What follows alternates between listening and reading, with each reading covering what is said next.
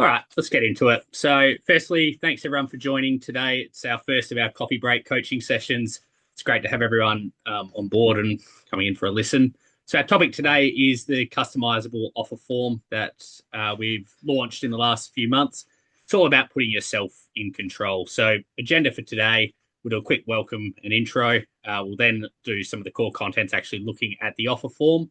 We'll then provide some real-world examples of what agents have been doing of late, some quick Q&A, and then we'll wrap up. So for welcome, I'm Cal Walsh. I'm the head of growth here at Openn. And for today, as I said, we're looking at the customizable offer form. In today's world, agents are all operating in a variety of different ways. So some are still receiving offers via text message, others through scratchy email templates, others are using PDF documents or preset forms. The key point here, though, is the standard offer form force every deal into the same sort of rigid template. So our customizable offer form, on the other hand, it lets you tailor every transaction to match your market, your clients, and really your expertise. So in the next 10 to 15 minutes, we'll run through the form and show you how this flexibility can help you professionalize your approach and potentially even generate new business and really stand out from agents who are still often using cookie cutter approaches. So jumping into this now, we'll have a look at the actual form itself. So to access the template, you can come up here, go into default forms. So I'm going to create a default form for myself at Openn Agency. We'll do a form from Victoria. Sales method will be private treaty. You can have it set up for auction or tender as well, so you can have different templates for the different sales methods. Likewise, you can have different forms for your offer or observer or feedback. It's all bespoke. Today, we'll look at solely the offer form. And then obviously you can do this on an agency level or a per agent level. So we'll choose myself, so it's just a specific agent. Sorry, state here.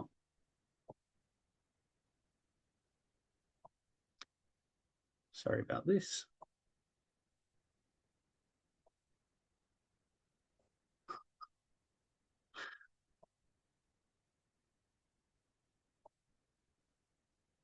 I already created one for this agent. We'll do it for Ben. I'll go for Jack. Sorry, I've already created one for that. That's why that's happened. But jumping in here, so this here is the templated form. So we have obviously a whole lot of different layers here. So we'll go through them one by one and just show you what you're able to adjust. So firstly here, we've got the buyers. So the key information we're always going to get here, we'll always get obviously the buyers' names, we'll always get their mobile numbers, we'll always get their email addresses, and then we have all the rest which are optional. So for most agents, when they're going through this process, they will want to get the buyer's address. It does tend to go on the O&A, so we'll set that as mandatory. The next piece here is the proof of identity. So through proof of identity at the moment, this is not a requirement in most of the states. However, with the new AML laws that are looking to come into play, this here will become legislated and will become a requirement. As it stands right now, a lot of agents are hiding this information, so it's not a requirement. But as we go down the path over the next 12 months or so, you may make this mandatory to keep you in line with what the requirements are. Next step, we have finance. So again, is your offer subject to finance? A really common question and one that we need to know the answer on for the sale of a property. So especially for private treaty, we're generally going to make that mandatory. We can then have questions around how far progressed they are with their finance. So have they discussed their loan with a lender or broker? What stage are they at? So again, a lot of agents will like this, but they won't make it mandatory. They'll leave these as optional questions. If you do want this mandatory, you can. Likewise, if you want to minimize the information getting provided, you are able to hide these questions. You don't have to gather this information. So in this instance, for example, I will hide the pre-approval letter, but I will get the other information to know where they're at in their finance process. Next, we have finance details, loan amount, lender name. Again, useful information to gather. The next stage, finance confirmation date. So This here, we can set default value. So we generally operate, say, 21 days from contract to get finance. So we can set a default value here and read only. So we're managing this in days. And then in this section, we can set a default value of, say, 14 days from finance to get from contract to get our finance. So whenever any buyer's going through that process, they see that number, they can edit it, but it just guides them to their next step, which makes the process as easy as possible. Finally, we have broker details down here. Once again, a lot of agents want to get this information. It makes the process easier. They can give the broker a call, find out where the finance is actually at in the real world, not just taking the buyer's word on it. Well, when we're speaking with agents, a lot of them do have referral networks. So one of the huge benefits of this form is it's completely customizable. So you're able to ask any question you want. So we can ask questions with a text answer, a date answer, a dollar amount, multi-choice. So a lot of agents are asking a question down here. For example, would you like a second opinion to ensure you are getting the best possible rate? And again, it provides that avenue to potentially get a lead, introduced to your referral network, and then hopefully that referral network's going both ways, so you're getting business off them. So it's an example of starting to generate some different leads in different areas. Next, we have a deposit. So one of the biggest frustrations for agents is buyers putting in deposit amounts of, say, $500 or $1,000 when they're trying to buy $1 million property, for example. In this instance, we get a lot of agents who will put a fixed deposit of, say, $10,000, and they'll make that read only. This way, the buyer going through this process can't update that, but they can see what their deposit has to be, and they're going to have to pay that within 3 days. So once again, we'll make that read only. So next section is the settlement. So we have the settlement completion date. Again, we're going to set a default value here, but we're going to set it so it is editable. So once again, this here might be 21 days from formal approval. And again, if the buyer wants to change that to 14 days, or it might be 35 days from contract, they're able to make that change. But again, it's just templated. We're trying to make that flow as simplistic as possible for the buyer.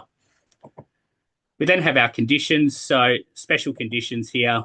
We want to display that. We want to allow our buyers to put in any special conditions. It might be a subject sale, for example. They might have any special conditions which they want to provide. Likewise, they can add comments into this box. It's not a mandatory field. As an agent, if you have special conditions which you have for every property, you are able to preload them into here so the buyer is aware of them. When we get to sort of the lead gen side, this is where a lot of agents are using it. So most agencies are also dealing with property management. So a question they will ask here is, are you buying this property as an investment?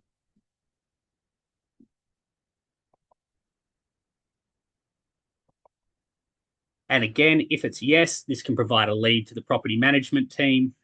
The other question a lot of agents are asking is, do you have a property to sell?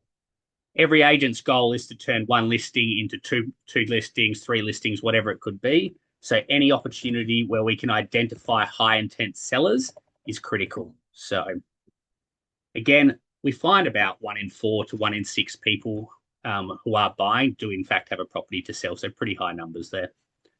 Finally, we have solicitor details. So we have the ability to get the name.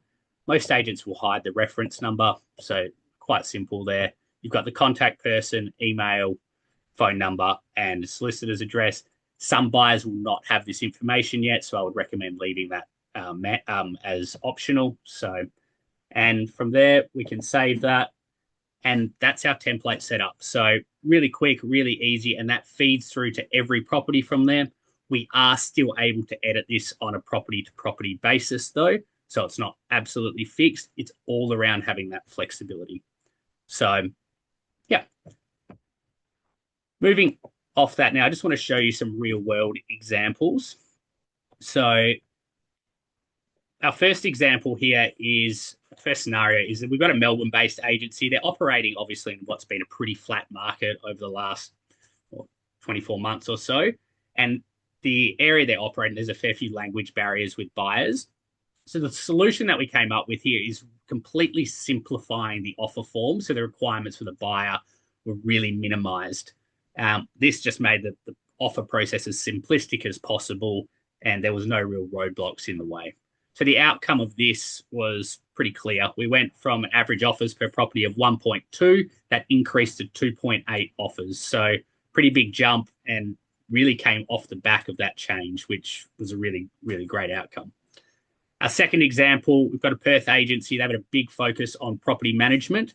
So this is where we added that question, are you purchasing this as an investment property, to their offer form template? Within 1 month of asking this question, the agency had 15 leads from prospective buyers. So again, a huge just opportunity for them to tap into that market, bring in new business, grow their property management book. And then finally, we have a Gold Coast agent. He's always looking to generate more listings. He's always out there networking, but he loved when this came out. He added that question that we just showed. Are you currently looking to sell a property? Stats, as I mentioned, 1 in every 5 buyers that puts in an offer is looking to sell. He's operating in a really hot market at the moment, at times getting 10, 15, 20 buyers. So he is getting leads upon leads from that. So doing really well. But there's 3 different scenarios where having a bespoke offer form can come into play. Every agent's different, every property is different. So managing that is absolutely critical. So, yeah. Finally, here, have had a couple of questions just come through.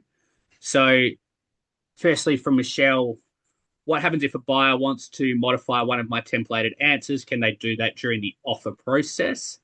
So, with that, they can, if you haven't made it, if you've made it, or if you've set it up, you've templated it, but you haven't made it read only, then they can definitely edit it. If you have set it up as read only, then they don't have the capacity to edit it. There's certain times, maybe with a deposit, for example, as I showed, where you may not want the buyers to be able to edit it. But then with, say, a settlement term, you might template it, but make it editable. So you have that flexibility within the system. So the next question here is from Luke, and it's, can buyers see which fields are mandatory versus optional when they're filling out the form? So this is signified within the form. So when a buyer's going through, any field that is mandatory has a little red asterisk above it. And then ones that aren't, obviously, there's no little red asterisks. So that just obviously means it's an optional field. Again, we do want, if we've got the questions there, we generally do want buyers to fill them out, but they are able to progress through the process. For example, if we're looking at the solicitor details, they don't all have it. It's not mandatory. They'll be able to progress without completing that area. So, and our final question today is from Elsie. So it's, can I make property specific adjustments even if I'm using templates? Yeah, this one came through a bit before, but yes, the template is completely editable on a property to property basis. So yeah, you set up your template, but again, the key part to this is its flexibility. So if you do want to make a change on a specific property, it might be at a different price point, it might be purely an investor crowd, whatever it might be, you can always make those changes, add additional questions, and make it suited to your needs. So, yep. Look, that's everything for today. So we have one question from Elman. oh yep. I'll read it and maybe you can answer it or I can. So can a buyer change their answers after they submitted to the original form, i.e., if they entered 10% deposit but offers increase and they want to then enter a specific deposit amount? I feel like there is 2 questions into one, so I'll leave it to you, Cal.